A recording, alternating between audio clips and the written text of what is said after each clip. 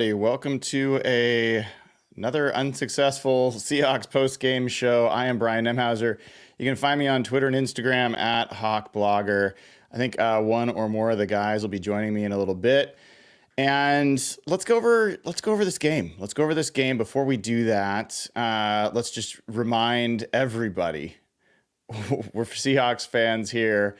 Let's, feel free to share whatever point of view you've got, any emotion you've got, all that's good.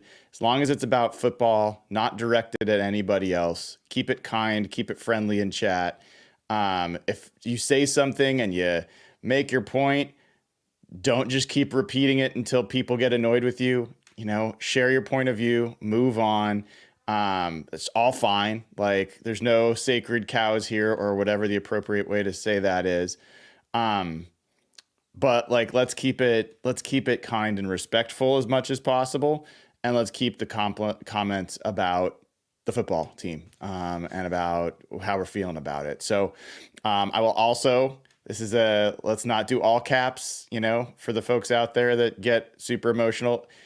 Your words have the same power when they're not in all caps. So let's just, get those ground rules out of the way to begin with. And let's talk about this game. So, I think there's no way that any Seahawk fan exits that game or the way this season has gone and feels good.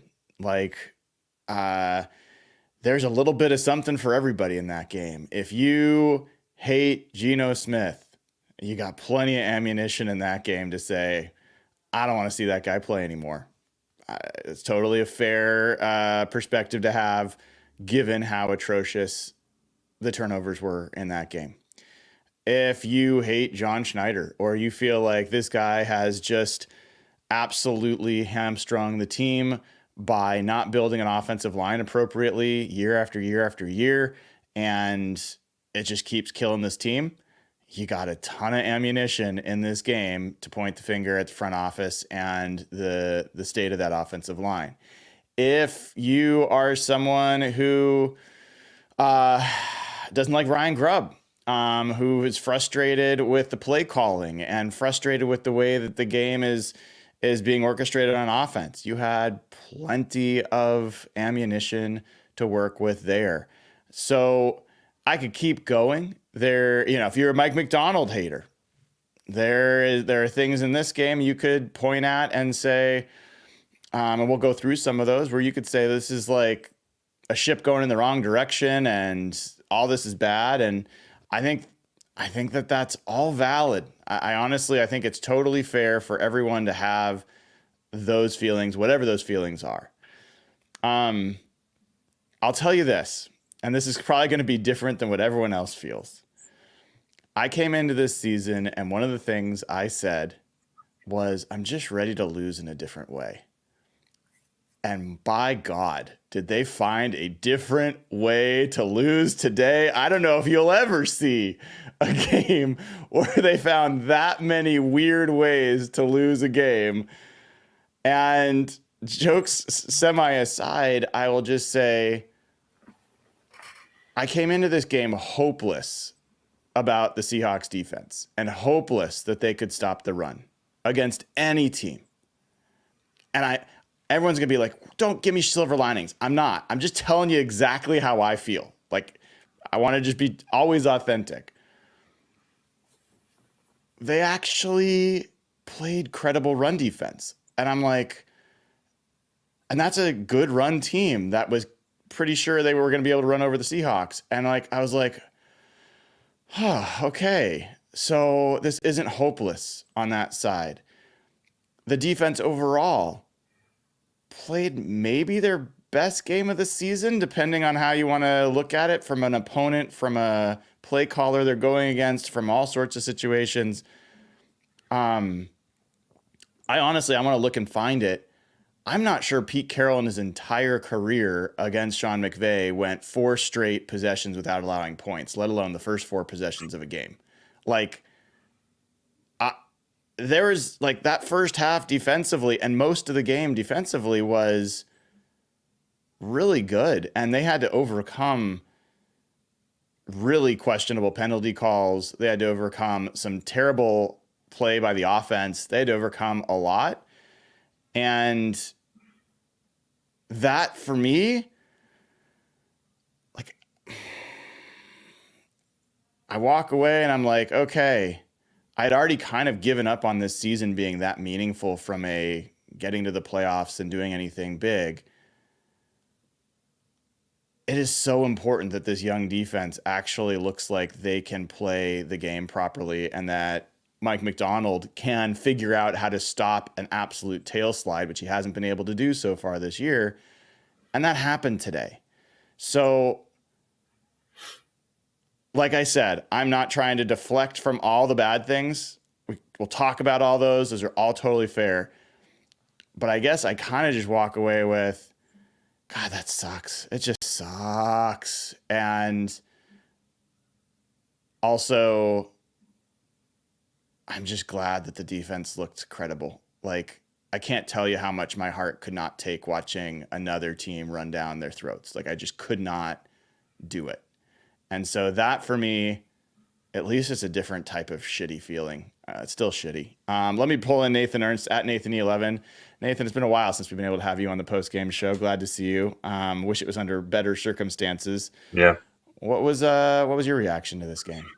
I think I had a really similar takeaway as you. There's a lot to be frustrated with in this game. But I was ready to watch a game and see them get absolutely punched in the mouth again, see Mike McDonald have no answers for the run game, and really be ready to start the conversation about, okay, how long can Mike really last? Like, how long can he just roll out there with the same game plan and get ran over and not adapt? And that didn't happen. That was not what happened today. I think we saw them do some different stuff with their defensive front, which is what the complaint has been. That was, what Brandon Mebane and many other people have shredded them for. And so this looked like a game where they made some changes and it worked, at least on the defensive side of the ball. And so this was a total gut punch. But for me, like, this hurts because they should have won. And because they showed what I wanted to see, and they just did some really dumb stuff combined with the offensive line to throw it away.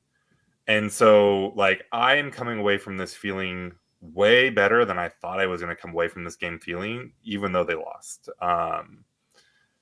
People are gonna hate us, Nathan. All right, we've got to wallow in the hatred of the team for a little while because people don't want to hear.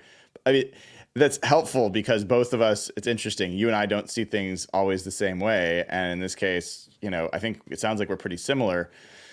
When I like, let's turn critical for a second because people need to hear it. I'll throw this out there. I think it is totally valid to say, why aren't we playing Sam Howell at this point? Like, why aren't we seeing what we've got in the young quarterback, seeing if there's anything and learning about him?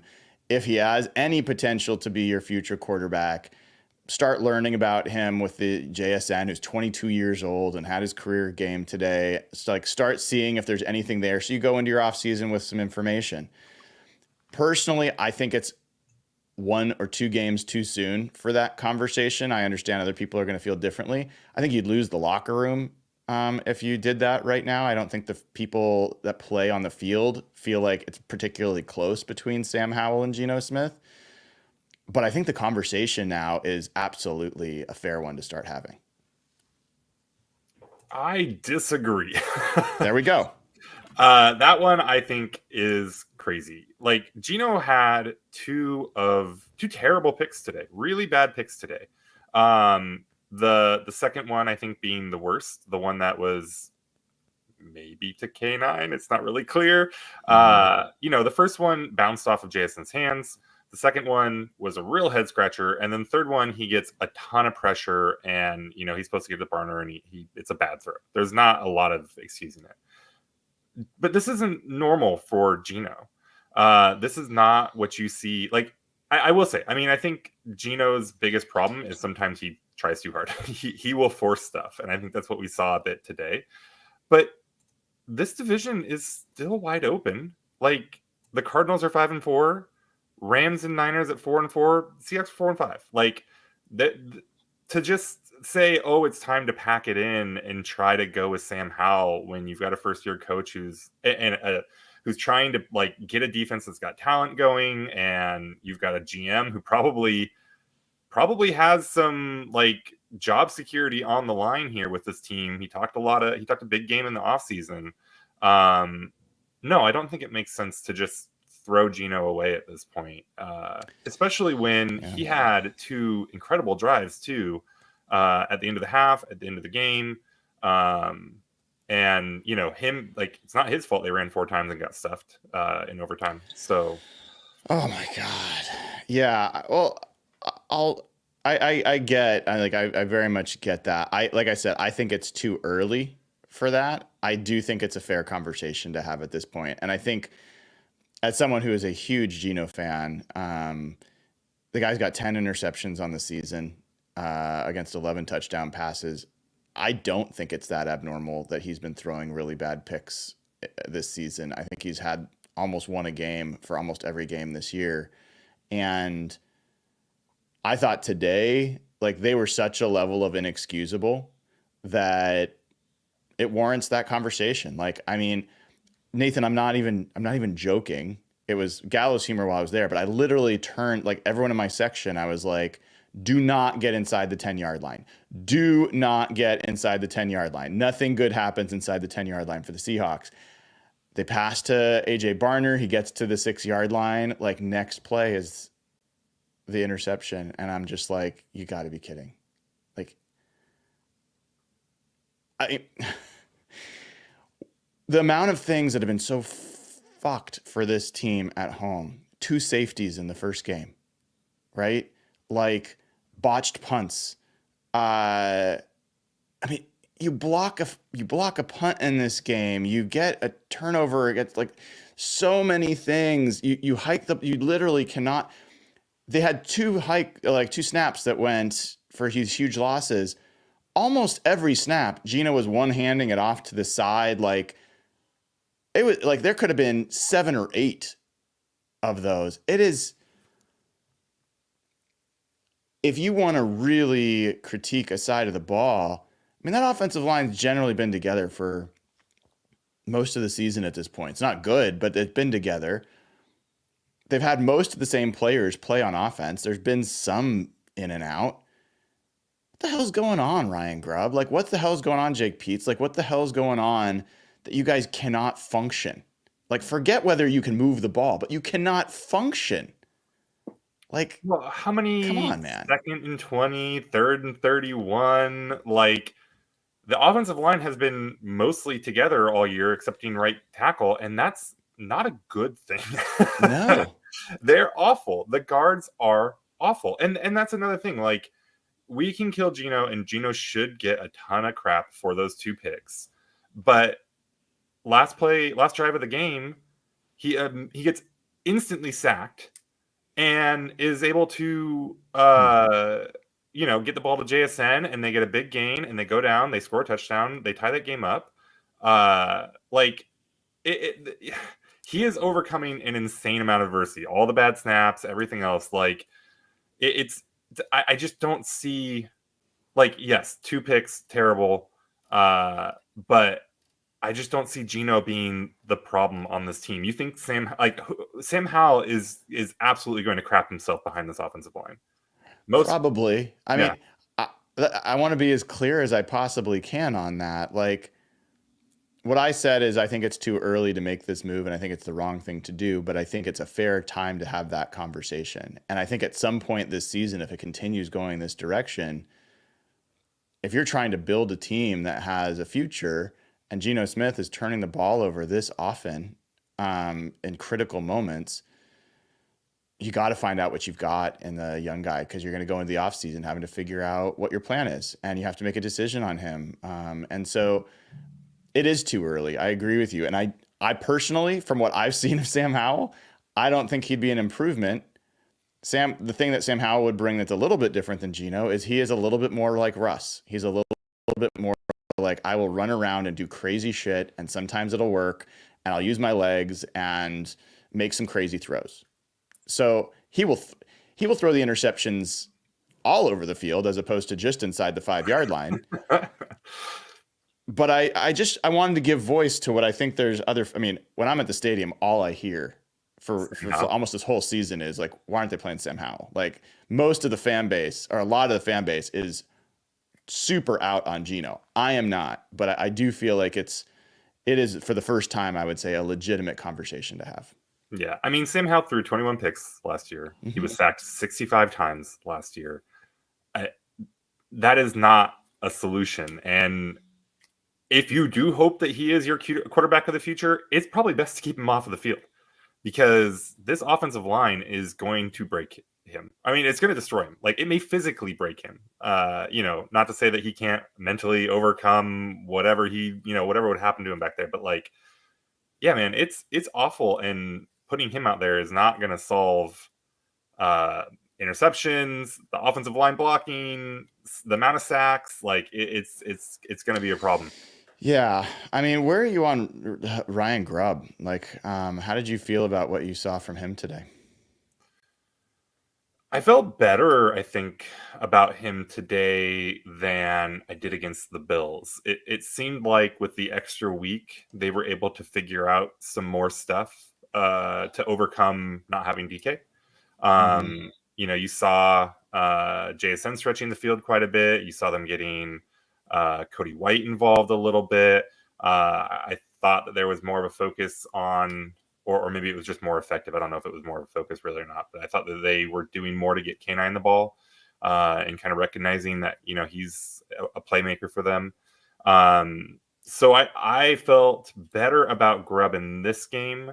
They did do the thing like for a while where they were really determined to get the run going, but it didn't feel like they were doing it that wasn't why the offense wasn't working, is that they were just overly forcing that. So I mean, I'm not going to say he had a great game, but I think it was a step forward from where he was last week, at least. I'll just remind folks that are joining now, please keep comments kind and about football, and please no all caps. So that's your warning. I will start to give people timeouts or kick people out as need be, because I want to make sure we keep the chat a place that people are happy to be, or at least able to express themselves without feeling frustrated. So, yeah, I mean, I had a bad taste in my mouth about that 4th down play call. Yes. I thought that was an inexcusably bad play call. I mean, I have to imagine the thought process there is, I ain't running behind these guards. And that is not the dumbest thought, but yeah, going off tackle there is. I mean, it was like inches, right? It wasn't even a full yard that they needed to get.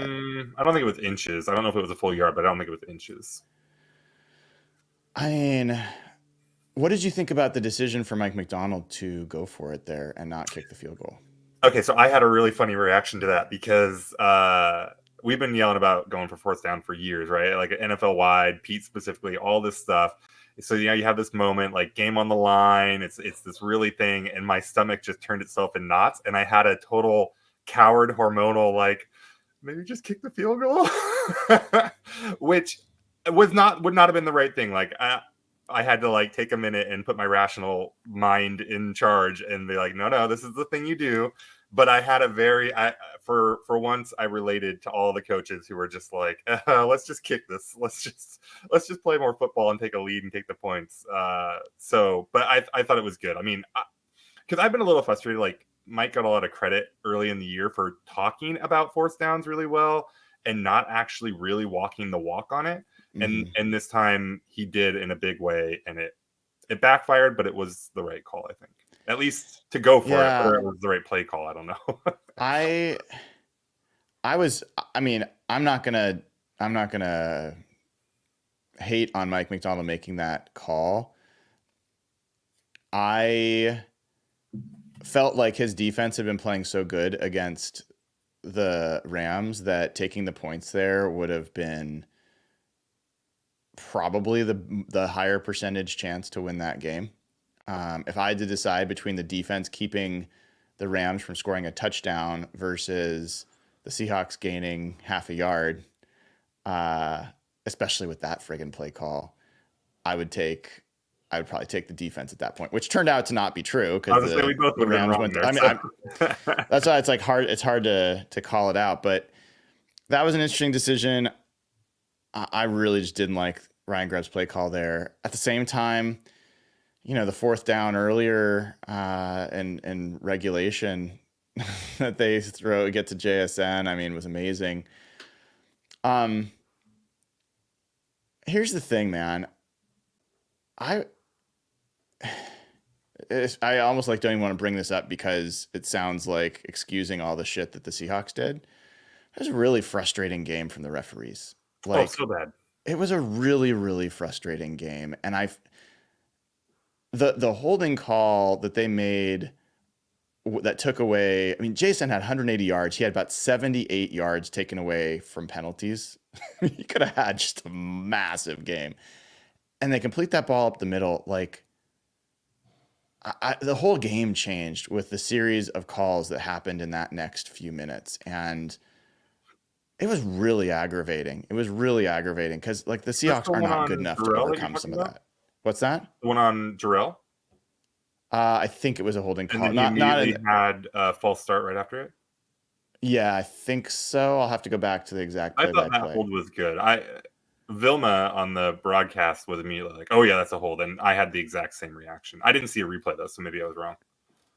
I really didn't think it was, but I'd have to go back and find the exact when that was. And I thought the calls against the defense on third down repeatedly on the next series were really, really questionable. And the Reek holding were awful. Yeah, it's just friggin' aggravating to, like, you're scratching and clawing. Your team is literally shooting itself in the foot. Like, it has no feet. There are no feet left for the Seahawks. They're like walking on stubs. And then you just got the refs like, okay, you don't need those shins either. You're going to be down to the knees. Like, it's just like so aggravating, man. They got Cotton Hill. What's that? They got Cotton Hill in that. Yes. Yeah. Yes. In fairness, the Puka ejection was also atrocious. Yeah. I feel like, I mean, he did close his fist, which was stupid of him, but I feel like you see worse than that in every game, and not even a flag a lot of times. So that was wild.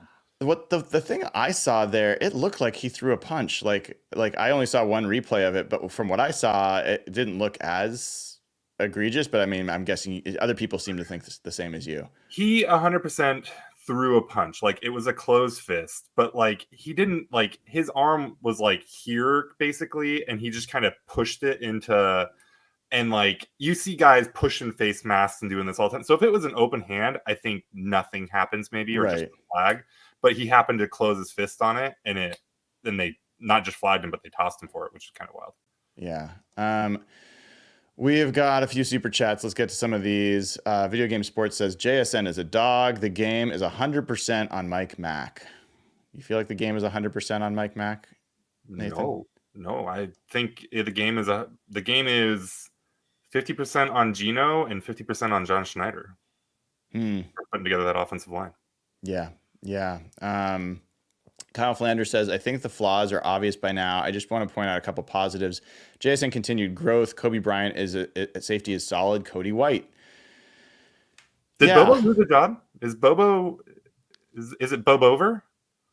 I think that's a fair question. I started noticing that it was early in this game. It wasn't like Cody White started making plays. Like, they came into this game with Cody White's a talented receiver, and he might not be the special teams player. Did he block the punt? Yep.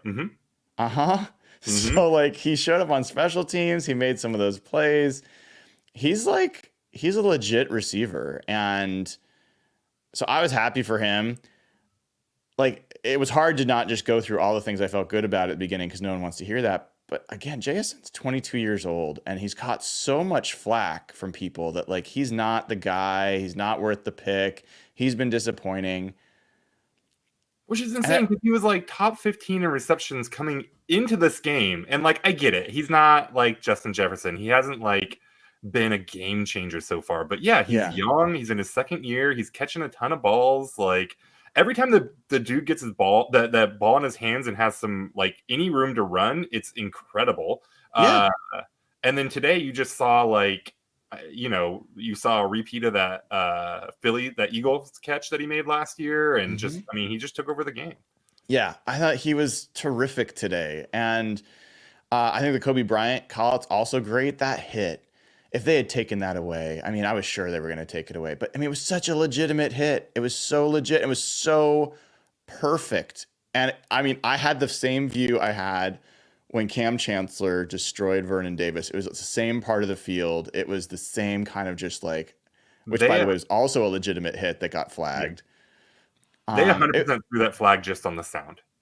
A ref heard that hit and just reflexively threw a flag based on the sound, because I don't know if you could hear it where you sit, but on the broadcast, man, he absolutely crunched him. It was cool, man. I actually thought Ernest Jones played reasonably well, at least against the run today. I thought the defensive line, that Leonard Williams had some big moments. I thought Byron Murphy had a much better game today. Jaron Reed had some moments. I thought Dre Jones had some good moments in the run, against the run. Like, This is a I game thought they Derek should have. Hall again pushed back the offensive line into his lap a bunch. Like, there was a lot of good things on the defense. And I'm so surprised because chat is angry and people are. I see people are angry, but like this is a game where if it goes the way it's supposed to, they play all the same way, but Geno doesn't have like two massive brain farts. They win this game by 10, and everyone is feeling great. Yeah. Because all of the things that we've been worried about, Yeah. like there's been angst about JSN, the run defense has been terrible, like all this different stuff, like all of those questions were answered in a super positive way. And so like to me, I'm really sad about this game because they should have won by 10 and they threw it away. But it's hard not to look at this and say, okay, a lot of building blocks. You go into a bye week, like you're going to get DK back. This is something that they should be able to build off of and take positive momentum in a division that looks weak and you're not that far behind it. Geno Smith in his press conference starts the press conference by saying, I want to apologize to my teammates, to the city of Seattle, to the organization. I really feel like I let everybody down today. I'm going to step it up though. I'm going to step it up though. I'm going to step it up. Yeah, I 100% agree with everything you said, Nathan. Like, so you zoom into this game. It's atrocious. It's like awful and like it's embarrassing. You zoom out to like where the story arc is of this season, and a lot of the things that we needed to start seeing, a lot of the players that we needed to start seeing, it was positive. Mm-hmm. You zoom out to like, okay, the Mike Macdonald regime. For me, this was a really big step forward. Mm-hmm. Everyone's going to hate that take other than you. But the whole point of having a Mike Macdonald hired as your head coach is to be able to have a defensive-oriented team that can go toe-to-toe with Sean McVay in this division and be able to have a defense that's good enough to win and hopefully eventually dominant. I think he outcoached McVay today on defense. I thought I've never seen McVay against the Seahawks have so few answers for how to move the ball down the field. They really struggled to find their way. And I think that's really, in the biggest picture, I think that's really good news that Mike Macdonald is not totally lost about how to get the defense, that the defensive players are not totally lost about how to run this defense. We don't have to rebuild the entire defense. Like, again, I know no one wants to hear that, but that's just how I feel watching that. And it just sucks that they couldn't get a win to go along with it. Exactly. We got more super chats. Okay, we did this one. Brandon Davis says, Brian, you mentioned last week We would see which players truly care about representing this team. Any early signs? Not Geno, not Reek, JSN. Oh yeah. Any thoughts here, Nathan? I don't. I mean, it's hard to say about. I don't know. I don't want to say that some of these guys don't care about representing their team. Like, you can care a lot and be a bad football player or have a bad game. Yep. So, like, I think Geno cares a lot. Does he care about representing the team of the city? I don't know. You debate that all you want, but like, Geno cares a lot about and takes a lot of pride and has put a lot on the line and worked hard to still be in the league and have this chance at all. And so to like, yes, Geno cares a ton, and he had a bad game. Yeah. I know exactly what the person's referring to, and thanks for the super chat, Brandon.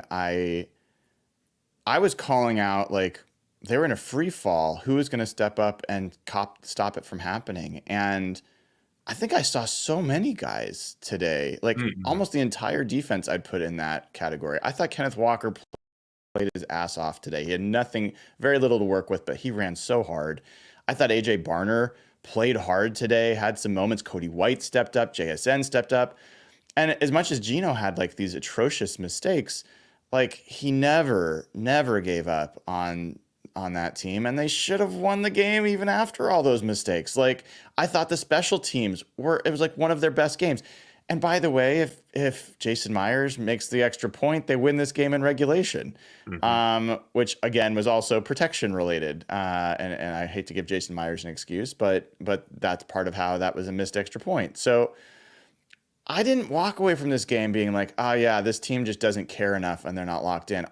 There's so much different in this game than there's been in past games. I don't know. I agree with you. I think the offensive line, more than anything else, was just bad.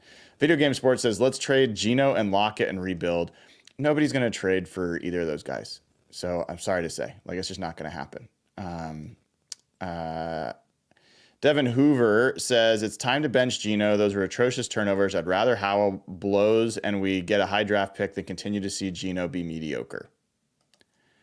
Like I said, not surprised. I understand where you're coming from. Jacoby says, tough loss, but the McDonald era is a marathon, not a sprint. We performed way better than last week. Not one for the moral victory, but we got to look for the improvements and appreciate the progress. Hawks, win or lose, baby, all day. Appreciate that perspective. Jacoby says, see Gannon and Campbell's first year head coaching record. McDonald's still him. I think the point being that the Gannon in Arizona and Dan Campbell's first year with their teams were pretty bad. So don't give up on Mike McDonald. I think that's fair. Jacoby says, if Josh Allen can lead the NFL in interceptions last year and still be considered tier 1, Geno will have mistakes. To quote Rocky, it's about how hard you can hit and still move forward. Your thought there, Nathan?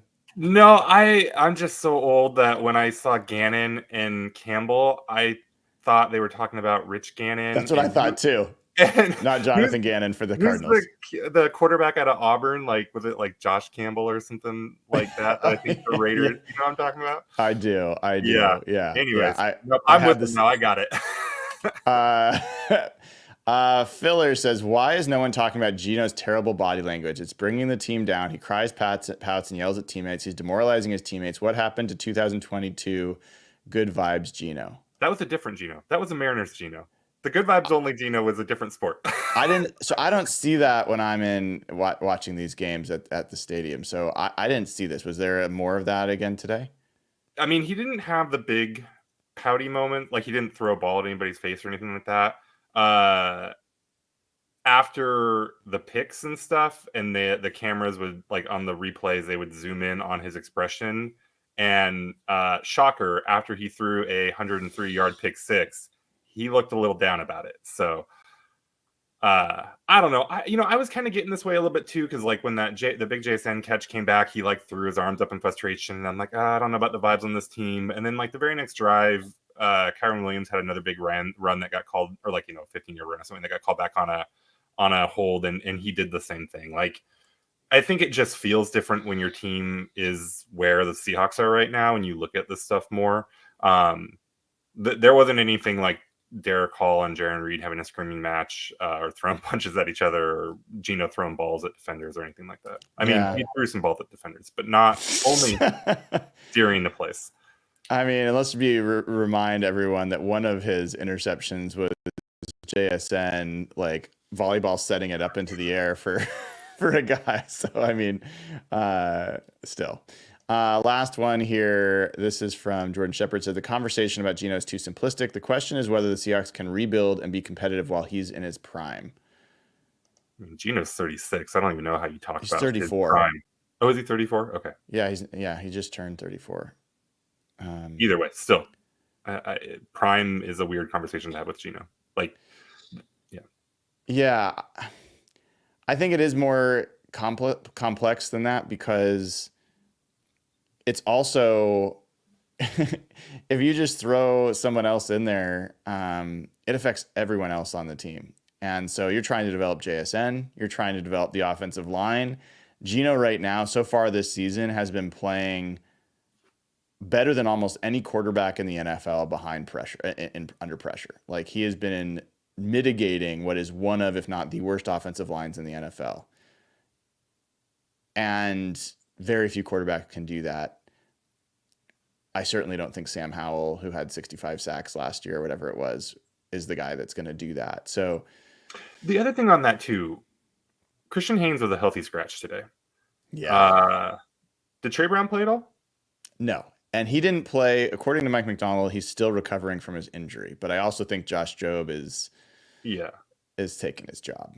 Bobo lost a lot of snaps. Now, none of those guys are the quarterback or, making $25 million a year even. But like this isn't a coaching staff that seems afraid to put the best player in. Like, if Sam Howell was showing them anything, I think you would probably see Sam Howell. Like, I don't think they're beholden to Geno. I think they're playing Geno because they think Geno is the best quarterback, and they haven't been shy about saying that either. Somebody getting put in timeout? Maybe. I'm trying to keep up. So yeah, I think there's just so many other aspects of the decision with Geno that affects the defense, affects like so many things. And so I just don't think that it's as simple. The reason I brought it up is because I think you've got a legitimate question of where this team's going. Like, are they building towards something, or do they need to like really shake things up? And the quarterback's timeline affects that. And they're going to have to make a decision on Geno at least at the end of next year. And there's a lot of reason to think that they'll want to make that decision going into next year as opposed to waiting. So we got a couple more super chats. Appreciate everybody here. Got one from John. Says, I agree with you too. Frustrating loss, but great to see the defense perform so well against Sean McVay's offense. I honestly don't think you can underestimate that. I thought it was a really big deal. And you talk about quarterbacks that are in their last legs. I still think Matt Stafford, other than the game against Minnesota, has had a pretty bad year and is 2 years older than Geno Smith. You don't hear nearly as many people in LA talking about, like, we've got to bench Matt Stafford. John Doe says, you said it's too soon to pull the plug on Geno. If he struggles again against the Niners after the bye week, is it time to quit kidding ourselves? At what point for you, Nathan, would you? Yeah, I think that's a good question. I'm pulling up the old schedule here. I mean, a lot of it's going to depend on like what that Niners game looks like. I mean, and then you have Cardinals, Jets, Cardinals, Packers, Vikings. I mean, I think I want to see him. I think I want to see him until the Packers game, like through the Packers game at least. Mm-hmm. I don't know. It would be nice if there was something in between, like, I don't know where all these teams actually rank, but like supposed to be a very good defense and the Cardinals, to kind of get a feel for it. It's a little tough to judge, but no, I mean, I think I think I want to see. I'm not. I don't know. I'm just not in any hurry to get Hal in there. Yeah. Like I need to see him really melt down and show that these aren't fluke bad things. Like before I'm thinking Yeah, about I Sam. think for me, my general answer is until there's about 3 games left in the season. Like unless something really just explodes, I would say, yeah, if he continues to throw as many interceptions as touchdowns, and you get to 3 games left in the season, then I'd say, yeah, let's give the kid a shot and see how he functions at least for a game, and see how that goes. Yeah, and if you lose to the Niners and the Cardinals, and the Niners and the Cardinals keep winning over the next 3 weeks, at that point too, like maybe you just say, if you think that Geno's been part of the problem in those next 2 games, then you just maybe at that point you do it because the division, the season's pretty over, and you can just get a look at him, nice long look at him. Yeah. Hawk Scoots says, heartbreaking loss, but seeing that defense stop the run was good for my soul. Amen, man. Amen. I did not want to watch this game, Nathan, and I probably was right to not want to watch it, but I just did not want to watch them give up chunk yards over and over and over again. And it was nice. I like seeing good defense, and it was good defense. They played good defense today. At no point, I was obviously overly optimistic because I thought they were absolutely getting the ball back in overtime. But it never, until that very last drive, it never felt like the Rams were getting anything going. Like they were getting a ton of help from the refs, and like they could move the ball a little bit, but it never felt like, they just can't keep these guys out of the red zone even. So yeah, I thought and we were talking about it. Like I do think that Stafford is showing signs of decline. I thought he missed some open receivers and had some bad passes in there, but mostly the defense just looked really good, and they kept the run plugged up. And yeah, it was a really good defensive game. And you had that Ernest Jones dropped interception. That was 3 points right there. Like, yeah, I just thought in general, I agree. I thought the defense was good. Bradley says, trade for Brandon Sheriff, extend Ernest Jones, please. Where are you on? Do you want them to add to this team? Do you want them to be buyers, sellers, do nothing? Cam Johnson went for like a 7th round pick. What did he get? What was Conditional, that? A conditional? yeah. Something like that. I mean, if that's what offensive linemen are actually going for, I don't know if that's what Scherf will go for, but like if you can trade a 5th round pick for Scherf, and just to see, can you stabilize this offense a tiny bit, and like if you want to get a look at Sam Howell in the last 4 or 5 weeks, or at some point in the season too, like what are you supposed to learn from him behind this offensive line? Like give him a guard, I know. try to shore this up a tiny bit, and see if Geno can get it going, get him back to looking like a top 5 offense. Or if you have to put Sam out there to evaluate him, then you can actually evaluate him. God, it's so aggravating, the offensive line. My God. As long as you and I have known each other, Nathan, we've been talking about the Seahawks offensive line. Yep. It is. Since the poison pill. Yeah. This entire city has just been screaming about the offense. Oh my God. Jacob Moon has gifted 5 Hawk Blogger memberships. I really appreciate that, Jacob. Thank you for bringing people to the community. And if you get one of those, consider giving one. We like to pay it forward around here. So appreciate you, Jacob, for doing it. All right, Nathan, what other thoughts? Anything that we haven't touched on that you think we should? What about Zach Charbonnet? How do you feel when he comes into the football game? There was a little while there where I was kind of like, okay, maybe Sharps is okay. Sorry, I don't know if you guys can hear my dogs. That's okay. The dogs are upset too. And then today, though, there was a couple times where there was an actual hole from the offensive line. I was like, oh boy. And then I was like, oh no, it's Sharps with the ball. And it would go for 3 yards. And it was like, okay. So not feeling great about Sharps. No, that is a 2nd round pick that I think you regret. Like I said, I thought AJ Barner played well today. I thought it was good news that we had a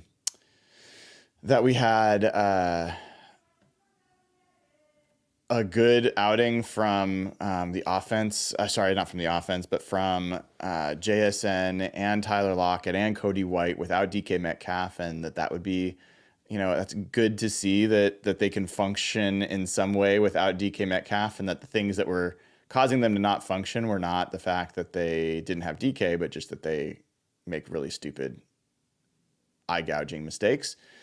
I want to go back and look. I thought Devin Witherspoon maybe had his best game of the year.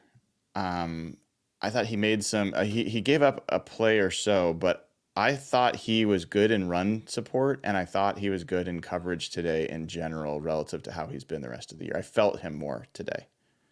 From the broadcast, it was hard to say, which I think is a positive. Usually, if you're not talking about corners, it's good. I mean, obviously, no big splash plays from him, which is kind of what we were all hoping for. But yeah, you would have had definitely a better perspective on that. Now, people are killing Reek Woolen. I know that like there was a play in overtime where he should have been driving back to the ball. I think he just thought it was coming right to him and did not expect the receiver to step in front. That was a heartbreaker. It was a bad decision. I don't know that like, oh, he sucks. Like he was exactly where he's supposed to be and was about to have his second interception. I thought the interception he did have in the first half was a spectacular interception.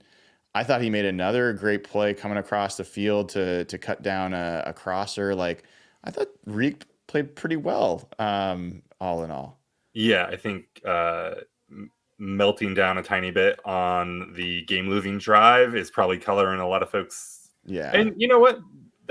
Look, if you're going to be a great cornerback, you can't give up those plays, but or you make the pick, or you don't give up the touchdown, or preferably both. But yeah. But no, I don't think he was terrible for the whole game. I thought Michael Dixon had a good game. I know that's an odd thing to bring up, but there was a point where they had an infographic that the game had 8 first downs and 8 punts. Yeah, he definitely got a lot of practice today. Yeah, I don't know, man. We get a week. We get an election in the middle of it, so God knows. Hopefully, the country still holds itself together no matter what happens there. And then the Seahawks go down to play the 49ers, and I am not expecting Abe Lucas to be ready for that game. We'll see. I'm not expecting him to be ready, but we'll see. Well, if you're not optimistic about it, then it's like... I didn't like the way Mike McDonald talked about Abe Lucas on Friday in terms of, I'm not going to say he's on schedule because, and I was like, oh, shoot. Okay. Hey, we have to put some respect on Cody White's literal name. It's Cody with a D. This is a common mistake. I'm seeing a lot of people make, and people are being complimentary of him. But what are they saying? Kobe. Oh, yeah. No, it's Kobe Bryant, Cody White. Right. Yeah. Yes. Cody. So Cody. You're gonna give him some love. Give him some D too. It's nice to see. Like, I don't know if there's ever been a receiver who's had 2 catches that's getting more love than Cody White. Yeah, it's cool. I love our training camp wide receivers. Everyone loves your training camp wide receivers and their backup quarterback. Jake Bobo, 1 target, 0 yards. So a little bit of a difference there for sure. Oh boy. It would have been fun to get a win. Good, huh? What's that? Jared Verse and Brandon Fisk sure look good, don't they? My goodness. Fisk looks like a nightmare. I mean, they both look like nightmares. Did you see Jared Verse take on that pulling guard? I think that must have been Tomlinson. Yeah, man. He's fun. I regret it. Would have been fun. Yeah. I have no regrets about the pick or anything, but I did just watch him a lot in this game, and I was like, oh yeah, he's good. I remember why I liked him so much. He was exactly the kind of, he's exactly the guy that I thought he would be. So that's too bad. I got a super chat from A-Trab, says this year's draft was a disaster. Maybe. I think Byron Murphy's going to be pretty darn good, and I think Barner's played pretty well. I think Tyrese Knight looks like he's going to be an eventual starter. I don't think it's a disaster. I think that there's some missed opportunities for sure. But it's hard to not have a draft where you have some missed opportunities. So All right, Nathan, I'm gonna let you go. I appreciate you coming on, keep me company during this disappointing 4-game home losing streak for the Seahawks. Is it Losers really a 4-game home losing streak? four-game home losing streak. Losers of 5 of their last 6. Yeah. Um, Yeah. it's a bad spell, and I'll just say this, as bad as this game was to lose, this was honestly a step forward for where the Seahawks, if you want Seahawks to build to be something interesting eventually, this was actually a step forward. No one's gonna like that take, but that's generally how I feel. This is, and maybe this says more about, you can take this different ways, I guess, but I think this is the most hopeful I've been about this team since week 1. Yeah, it's so crazy that you and I both feel that way. I think there's some people in chat that feel that way as well. And man, it's gonna be ugly this week on Seahawks Twitter. So just beware. Little programming note: tomorrow morning, I think Mike McDonald's gonna be doing his press conference at like 10:15. So I will. Robert Mays from brought to you by Pagliacci Pizza is gonna be on Tuesday this week.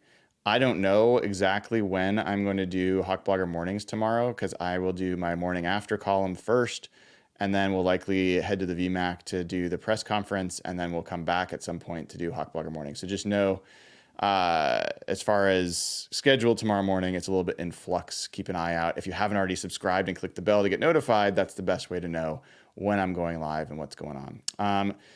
Thank you, Nathan, at NathanE11. I hope you have a good rest of your night. Forget about football. Forget about the Seahawks. And we'll see you later this week. Have a good one yourself. Thank you. All right, everybody. I'm Brian Nemhauser. You can find me on Twitter and Instagram at HawkBlogger. This has been a post-game episode of Real Hawk Talk. Take care, y'all.